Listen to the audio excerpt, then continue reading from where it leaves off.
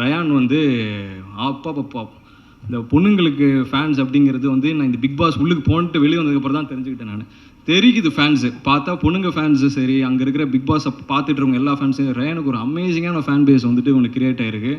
அவர் வந்து இந்த படத்தில் அவர் பார்க்கணும்னு நினச்சி வரவங்க வந்து ரொம்ப அவர் பார்த்து அப்ரிஷியேட் பண்ணுவான்னு நினைக்கிறேன். இதுக்கப்புறம் அவரும் வந்து ஒரு நல்ல ஒரு இடத்துக்கு போகிறதுக்கு என்னோடய வாழ்த்துக்களும் கூட. P Vasu sir, so P Vasu sir அப்படின்னு சொல்கிற வரப்போகிறாரு எனக்கு ஃபஸ்ட்டு சத்தியமாக எனக்கு தெரியாதுங்க. எனக்கு காலையில் நான் அங்கேருந்து கிளம்பி நான் ஒரு பிரச்சனையிலேருந்து வந்துட்டு இருக்கும்போது தான் பிவாசு சார் அவங்க சொன்னால் அடிச்சு பிடிச்சி நானும் வேகமாக வந்துட்டுருக்கேன்.